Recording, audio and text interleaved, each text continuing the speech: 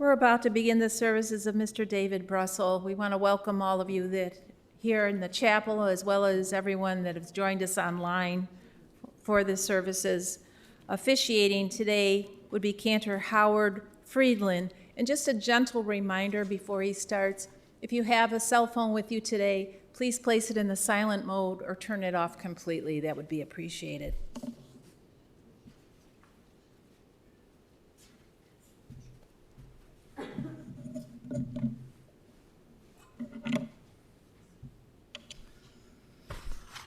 So shalom aleichem, peace to all of you, welcome. We've come together as family and as community to express our sacred sorrow, and we've come together to draw strength from one another, and we've come together to affirm comfort and blessing in the face of deepest loss. We've come together to bid farewell to David Brussell.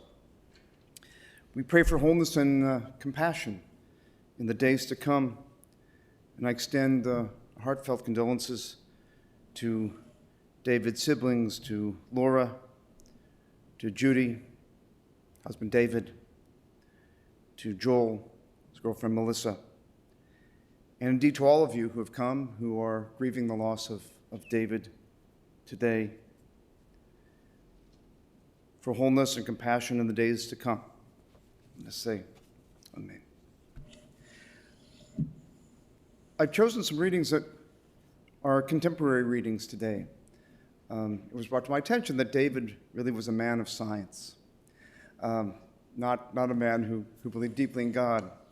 But I had a notion that perhaps David may have been a Reconstructionist Jew and didn't know it. I'm from a Reconstructionist congregation in Evanston, and Mordecai Kaplan, upon whose ideas the Reconstructionist movement is based, was a traditional Jew his whole life and his whole practice. He lived to be 102 years old. And he was really he was an Orthodox rabbi. He was excommunicated when he was a young man from the Orthodox rabbinate.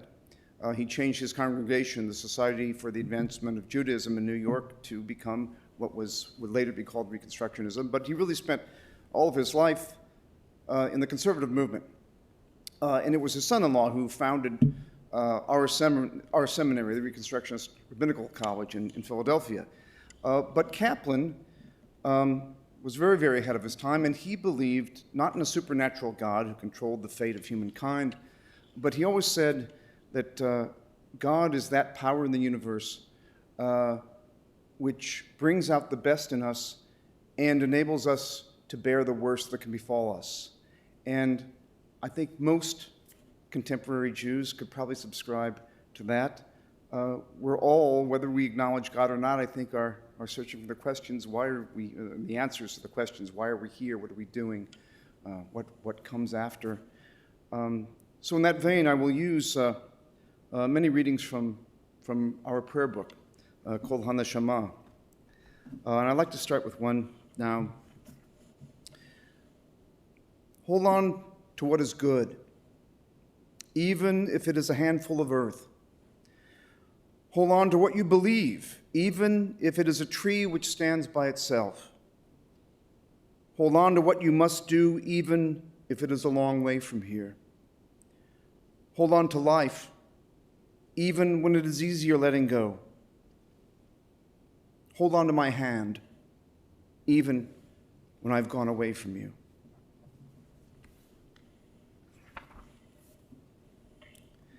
This reading by Chana Senesh. There are stars whose light reaches the earth only after they themselves have disintegrated and are no more. And there are people whose scintillating memory lights the world after they have passed away from it. These lights, which shine in the darkest night, are those which illumine for us the path.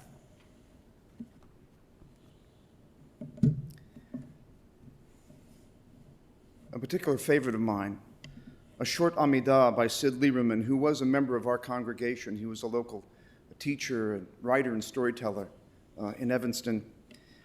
The Amidah is the standing prayer that we say at every service during the weekdays, the holidays, the Sabbath. And it is a time on the Sabbath which we're not to have petition for personal things that we want. But on the weekdays, people do. And those who acknowledge a personal God use that time to talk. But this is Sid's take on it.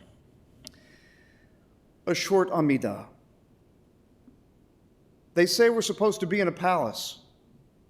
So we bow and take certain steps as the prescribed supplication drops from our lips. But what do we really know of castles and kings? My kitchen faucet constantly leaks, and the kids' faces usually need cleaning. If a door opened to a real palace, I'd probably forget and carry in a load of groceries. No, the door we stand in front of where the Amidah begins is silence. And when we open it and step through, we arrive in our hearts. Now, mine's not a fancy place, no jewels, no throne, certainly not fit for a king.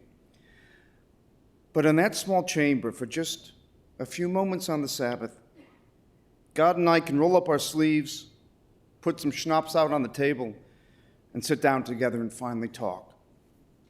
That's palace enough for me.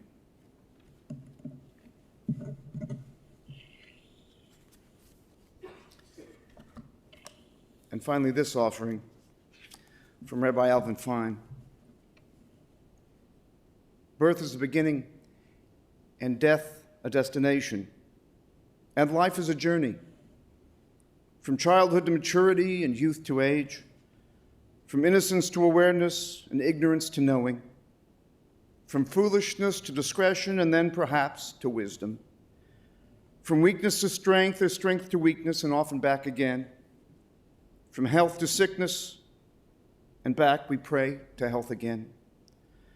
From offense to forgiveness, from loneliness to love, from joy to gratitude, from pain to compassion and grief to understanding, from fear to faith, from defeat to defeat to defeat, until we see, looking backward or ahead, that victory lies not at some high place along the way, but in having made the journey stage by stage, a sacred pilgrimage. Birth is a beginning and death a destination, but life is a journey, a sacred pilgrimage.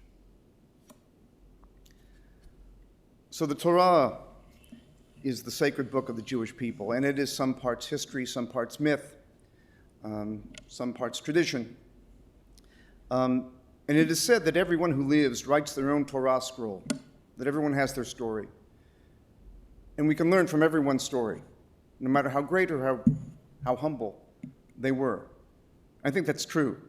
It's a particular favorite of mine to read the obituaries in the New York Times, to see encapsulated a life, in maybe just a paragraph, and learn something from those people who lived. I think, to me, that's the brilliance of Torah, because the characters in the Torah are not put up on a pedestal. They're not perfect, far from it. From some, we learn how to live an exemplary life, and some, we learn how not to live life at all. And most of the time, those characteristics are found in the same person. And it's like all of us, right? We're trying to do the best we can on earth. So here we go. To tell the story of David's Torah, we have some people who knew him well, so I will first call upon his sister Judy.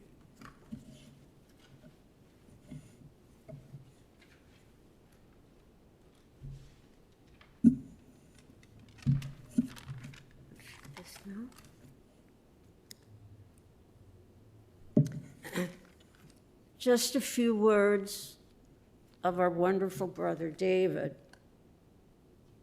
David was a brave man, a very brave man. As my husband stated so eloquently, David was a great man in a quiet way. His integrity, his honesty, his compassion elevated him among others. He wasn't competitive. He didn't need glory. He was thoughtful, kind, and a man of original ideas and unique turns of phrase. Despite suffering times of mental anguish and depression, David overcame and was generous in spirit, and he still spread joy with his wonderful smile and his caring for others. David Brussell, in my heart, is a hero. I know only a little of what he battled, only a little. And David still wins the gold medal of the true, authentic heart.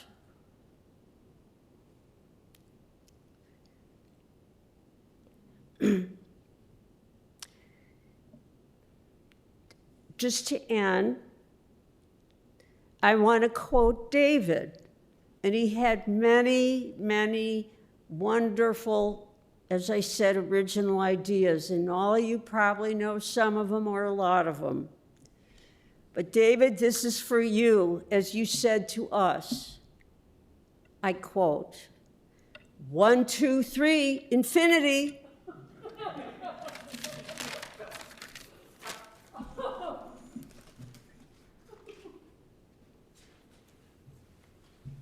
Thank you very much, Judy. Now I'll call upon Joan Dittman, Melissa's mother, to read some words. Joan, please.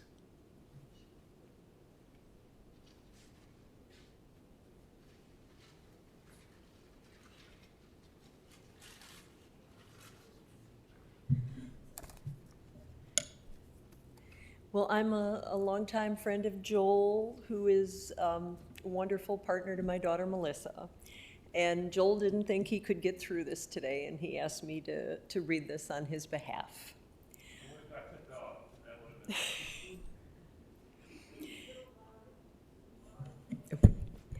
Joey, can hummingbirds have heart attacks?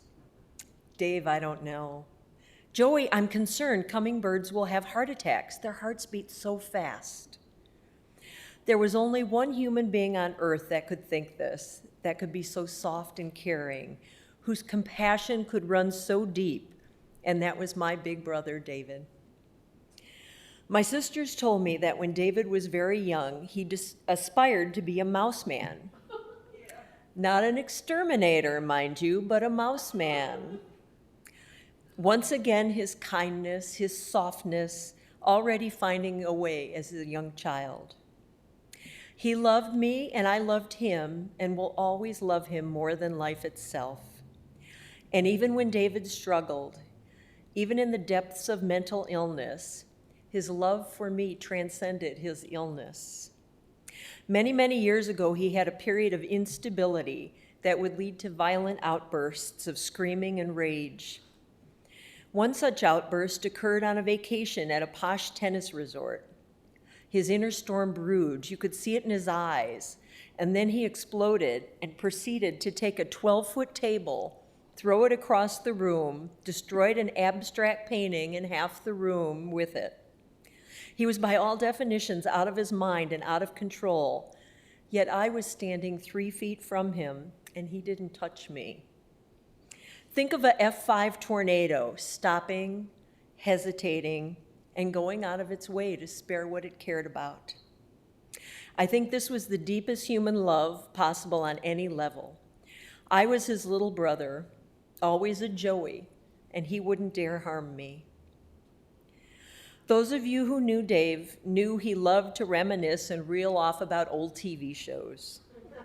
One of his favorites was The Twilight Zone. During that same outburst incident on the vacation, riot police showed up at the condo, fearing another outburst. Dave and I rode in the back of the ambulance with 7 officers with their visors down, ready to pounce on him and act if necessary.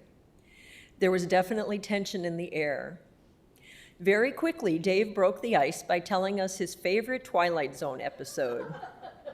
And each of us, whether in riot gear or not, told of our favorite episodes. By the time we reached the hospital, we all shook hands, and told each other, take it easy.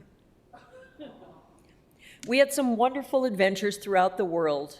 I remember a difficult climb of an active volcano in Guatemala. And when he neared the rim at dusk, he turned around and gave me a big smile. The lava and the dusk lighting showed his beautiful face. In the Blue Mountains of Ethiopia, we stayed in a tiny motel where my brother and I shared a room. The tiny wall heater wasn't working, and 2 Ethiopian workers came in trying to ignite the pilot light. My brother and I tried to lend a hand, and suddenly there was a boom and a flash, and we all had our eyebrows singed off. Instead of being terrified and shaking, we all looked at each other and laughed. There were no Ethiopians, no Americans there. We were suddenly friends. And when we would pass them in the motel later, they would smile and laugh and make a boom gesture with their hands. Though Dave was a quiet, soft man, he loved to talk of his extremes. He had a brilliant passion and yearning for science. He would read book after book on quantum physics or the anatomy of the heart. While working at Cook County Hospital as an assistant engineer and riding the elevator, he would confuse many a doctor by reciting the anatomy of the heart while moving his mop and pail or replacing a filter. For at least a year or more, his answering machine had the recording in his loud, intense voice, "We are neutrons, particles of infinity, cosmic dust, refugees from the Big Bang. This is David Brussell. Leave a message at the beep." He loved to discuss subjects that always seemed extreme. He once asked me, "Joey, why is it that the psychotics always get remembered in history?" While not always true, I still didn't have an answer to that. But now, after his passing, I understand the only real history that matters is the history of who you love and who loves you. He was very proud of my dad being an accomplished judge. Unfortunately, he was sitting in the emergency room when my father died. My mom told me when he talked to the doctor, he said, "Why didn't you save him? My father was a very important man, a very important man." He kept saying and saying this. David would call me almost every day, and often several times a day. As I'm sure many of you can relate to this, it would often be short conversations like, "Joey, I just called to tell you that nothing's going on." The content didn't matter. I just admired how he would always make the effort to reach out to everyone and stay connected. It was an amazing force. He fought a ton of anxiety and doubt to do this. He was dear friends with many of the doormen in his building and my mom's building, and sometimes he was a fixture at 2 a.m. in the lobbies there. He really empathized with everyone. David's line was over and over again, "That poor, poor man," or "that poor, poor woman." I learned of the cancers and personal woes of so many people he worked with or lived near or who worked in his building or my mom's building. The counselors in high school had once told my parents that with his severe learning disabilities, there's no way he would go to college. But what did David do? He graduated from the University of New Mexico.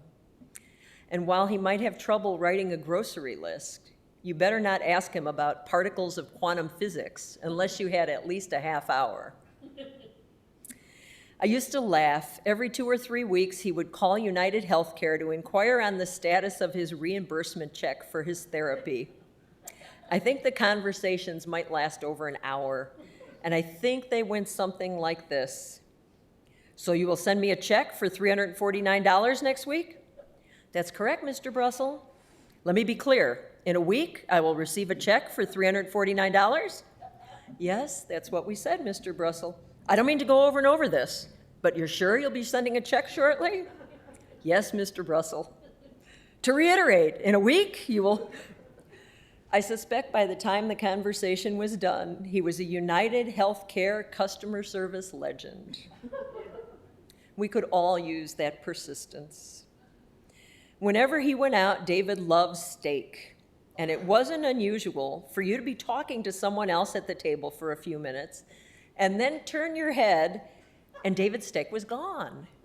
He was like some kind of a carnivorous Houdini.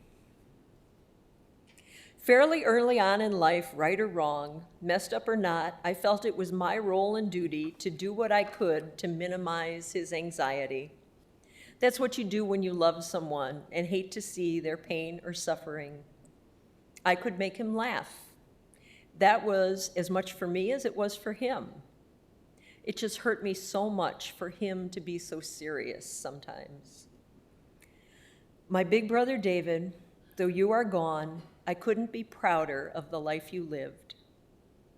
You took all of our father's kindness and gave it a voice long after our father passed. Thank you for the great privilege of hearing your voice every day, for the courage of a man who reached out, sometimes from depression and solitude, to say hello and to connect and make us laugh and feel alive. Thank you for me always being a Joey to you, your little brother who never had to masquerade as an adult, but who learned more from you than anyone on this earth. You shaped me, you created me, like your lack of social filters that always verified the absurdity of existence. I thank you for the bittersweet joys and struggles of your soul, and for asking me, Joey, how is your kitty cat? Well, I will never know if hummingbirds can have heart attacks. The only heart and soul on earth who would worry about that is my big brother, David Brussell. From Joel.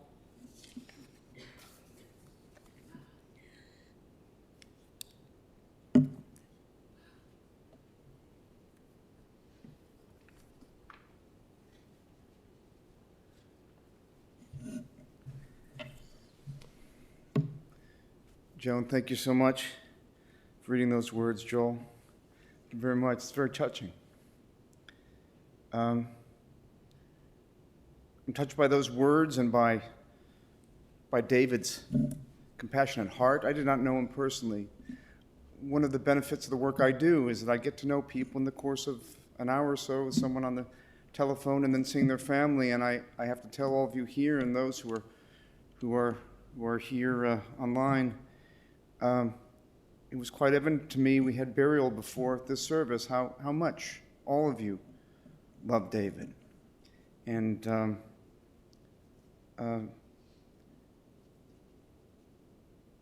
I just have to, I had information about David's life. You all know about his life. How he went to University of New Mexico despite a counselor's warning that he wouldn't be able to cut it, and graduated. And he worked 35 years at a job. People stay at a job today for 2 years and they move on. Not many people could work at the same place for 35 years. And the fact that David, for himself, didn't need prestige and power. He had all the knowledge in the world. He needed friends, and he needed love, and he gave it as much as he got. We'll say one thing that Joel told me about yesterday that I loved was that David worked out with weights twice a day. He was really into physical fitness. And he would chase that weight workout with a pack of cigarettes daily. I love that. I love that. Yin and yang. I will only say, may we all learn from David's compassion and kindness. I think you said, Joel, that everyone would say of David, he was such a nice guy. And if everyone could say at the end of their life that people said about them, boy, such a nice person, really cared about me, cared about listening to me and what I said, what I thought. I'll take that with me today. I'm going to sing a piece that we sing on the holy days of Rosh Hashanah and Yom Kippur, the new Jewish year, the Day of Atonement. And it was surprising to me Joel said, you know, you may be surprised by this, that David really loved Avinu Malkeinu. And it says, Avinu Malkeinu Shema Kolenu, our Father, our prayer, our King, hear our prayer. But it was not surprising to me that, that David, not surprising that he liked this tune. The words, of course, were opposite of what he stood for. But many times, there are many Jews who connect, and many people who connect to whatever religion, whatever tradition they're from, by the music and the sounds of the words, even if they don't directly know the meaning, and the sound of a certain melody that takes you back and gives you connection. And so it is with this piece, Avinu Malkeinu. This setting was by Max Janowski, who was a famed cantor choir director in Chicago at KAM Isaiah Israel on the south side. Avinu Malkeinu Shema Kolenu Avinu Malkeinu Chatanu Lifanecha Avinu Malkeinu Chamol Aleinu Ve'alol Aleinu Ve'tapenu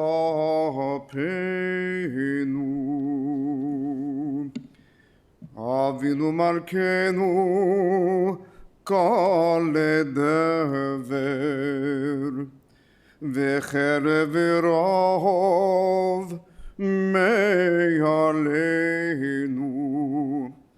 Avinu Malkeinu Kale Kol Tsar Umastin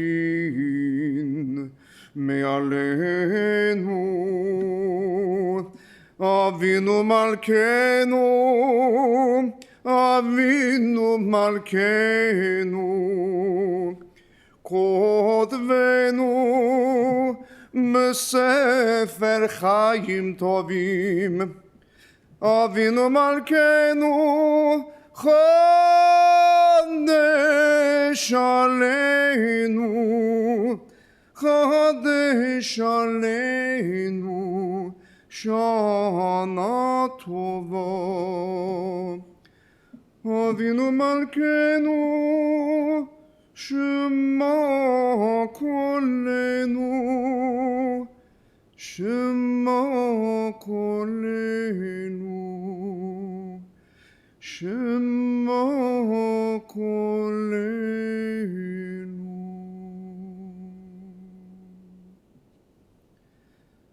Zichrono Livracha. May David's memory always be for a blessing. I ask you now, as you are able, to please rise as we recite the Monas Kaddish, found in your pamphlet at the back.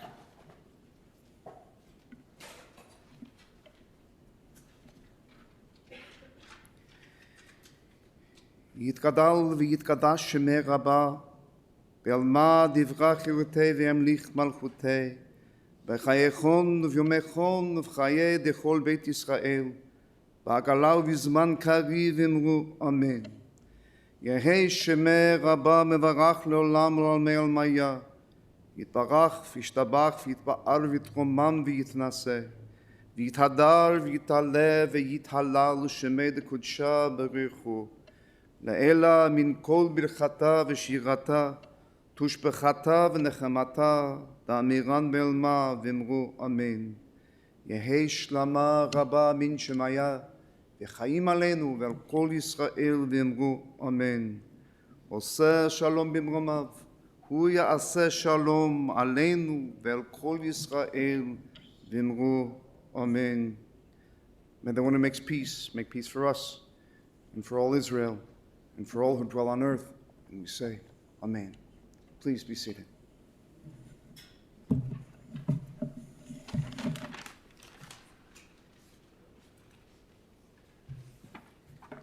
The Shiva will be observed at the multi-purpose room at the 1030 North State Street building in Chicago. That will be tomorrow, Thursday, from 5 p.m. to 8 p.m. And this address has been listed in the service folder you received on your way in today. If you did not receive one, we do have them available for you. And for those of you that are viewing this online, the information is on the website page. And the family has asked memorial contributions to the charity of your choice. This does conclude the service here at the chapel. You may exit through the side doors as you wish.